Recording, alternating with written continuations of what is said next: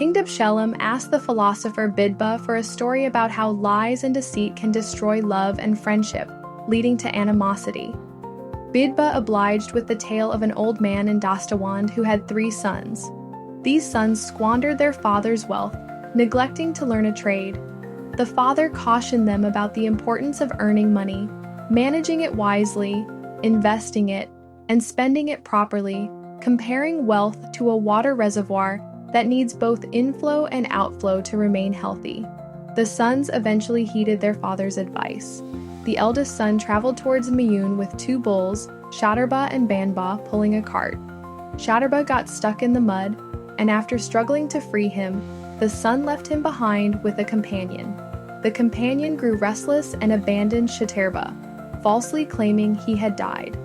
Meanwhile, Shatterba freed himself and found a lush pasture where he grew strong, and his loud bellowing attracted the attention of a powerful lion, the king of that land.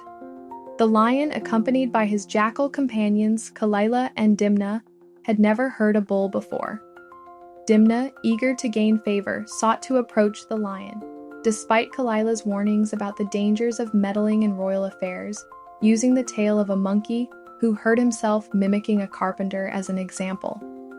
Dimna, driven by ambition, argued that he sought to serve the king and aid his allies, unlike those content with little, like a dog pleased with a bone.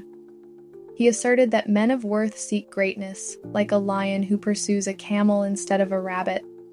Dimna eventually entered the lion's presence, claiming to be a loyal servant seeking to offer his wisdom and aid the king. The lion, impressed, began to favor Dimna. Dimna, sensing an opportunity, questioned the lion's isolation and the strange sounds he heard. He convinced the lion to let him investigate the source of the noise. The lion grew worried that Dimna, opportunistic as he was, could potentially turn against him. However, Dimna soon returned, claiming that the sound came from a harmless bull, and offered to bring the bull into the lion's service. Dimna convinced Shatterba to meet the lion, promising him safety and respect. The lion welcomed Shatterba into his inner circle, sharing secrets and seeking his advice. Dimna, now envious of Shatterba's position, confided in Kalila, seeking to reclaim his former status. He devised a plan to sow discord between the lion and the bull. Dimna, driven by envy and ambition, planned to destroy the friendship between the lion and the bull, even if it meant harming the lion himself. Dimna left the lion and told Shatterba that the lion was planning to kill him for his meat. He warned Shatterba that the lion would be displaying particular signals, which include being in the pouncing position, baring his teeth, and focusing all of his attention. Shatterba believed Dimna's lies and began to fear the lion. Dimna returned to the lion, warning him that Shatterba was plotting against him. He convinced the lion to look for certain signs of aggression in Shatterba, saying he would be raising his chest, arching his back, and acting confrontational.